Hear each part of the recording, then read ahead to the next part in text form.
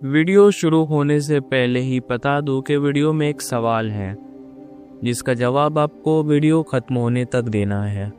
शायद आप वीडियो के बीच में ही इस सवाल का जवाब दे दें। आखिर आप समझदार जो हैं। बात करते हैं ज़रूरत की। एक ऐसा शब्द जो सुनने में छोटा लगता है लेकिन इंसान की पूरी ज़िंदगी को चलाता है। जब तक इंसान में ज़रूरतें हैं तब तक वो ग़ुलाम है, और जिस दिन उसकी ज़रूरतें ख़त्म हो गई उसी दिन या तो वो मर चुका होगा या फ्री हो चुका होगा। साइकोलॉजिकल पॉइंट ऑफ व्यू से देखा जाए तो इंसान के हर एक्शन के पीछे एक नीड होती है, चाहे वो बेसिक सर्वाइवल हो या किसी टॉक्सिक रिलेशनशिप में पड़े रहना। मास्लो की हायरार्की बताती है कि इंसान की ज़रूरतें एक सीढ़ी की तरह होती हैं। पहले रोटी, फिर सुरक्षा, फिर पहचान और आखिर में सेल्फ एक्चुअलाइजेशन। लेकिन फिलॉसफी एक और ब्रूटल सच सामने लाती है। क्या वाकई में ये ज़रूरतें हमारी हैं या ये सोसाइटी, कल्चर और ईगो की बनाई हुई इल्यूजन है? ज़रूरत वो जाल है जिसमें फंसकर इंसान अपनी आइडेंटिटी खो देता है, और वो चीज़ जो तुम्हें चाहिए असल में तुम्हारे ऊपर हुकूमत कर रही है। तुम्हें पैसा चाहिए, तुम पैसे के ग़ुलाम हो। तुम्हें वैलिडेशन चाहिए, तुम लोगों की नज़रों के मोहताज हो। और तुम्हें प्यार चाहिए तो समझ लो तुम रिजेक्शन के डर में जी रहे हो। नीचे कहते हैं, ही who has a why to live can be up almost anyhow। यही अगर तुम्हारे पास जीने का कोई मकसद है तो तुम कुछ भी सह सकते हो, कुछ भी कर सकते हो। लेकिन अगर वो वाय किसी ज़रूरत पर टिका हो तो तुम कभी आज़ाद नहीं हो सकते।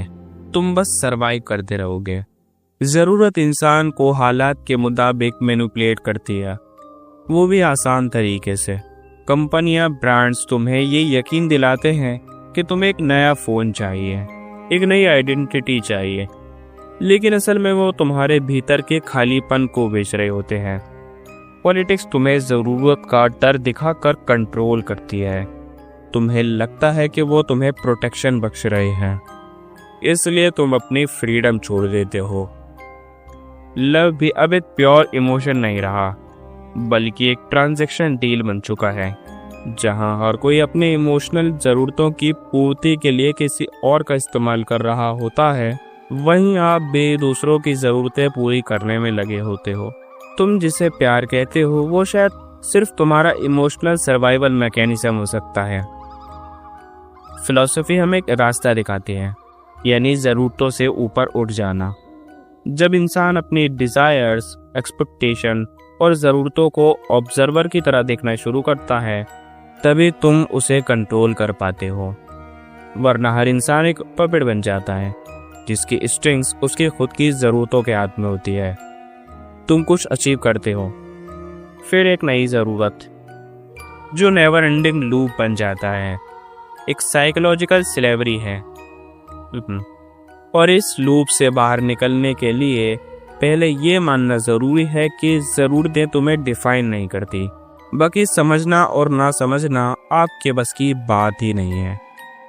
इंसान का दिमाग उस चीज़ को समझता है जिसको वो समझना चाहता है। अगर वो समझना ही नहीं चाहे तो इंसान की समझ से बाहर चीज़ें भी उसको समझ में नहीं आती।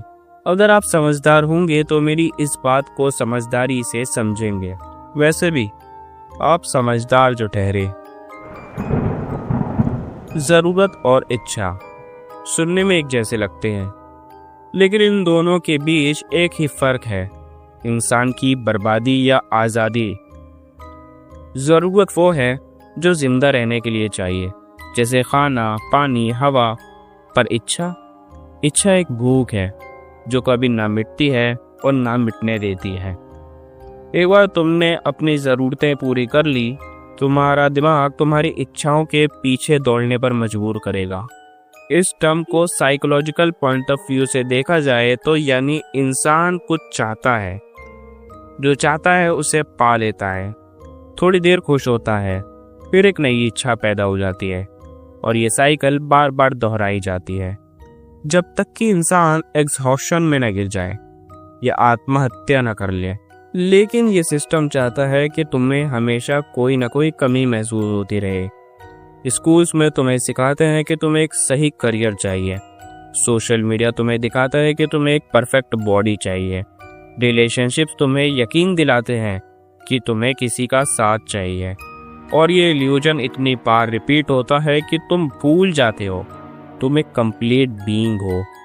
तुम्हें कुछ नहीं चाहिए, बल्कि तुम्हें खुद को समझने की ज़रूरत है। शायद आपको मेरा शुरू वाला सवाल अब समझ में आ गया हो, और अगर नहीं तो आपसे बड़ा बेवकूफ़ मैंने अपनी पूरी ज़िंदगी में नहीं देखा। शायद आप मेरी बात को समझ सकते हैं।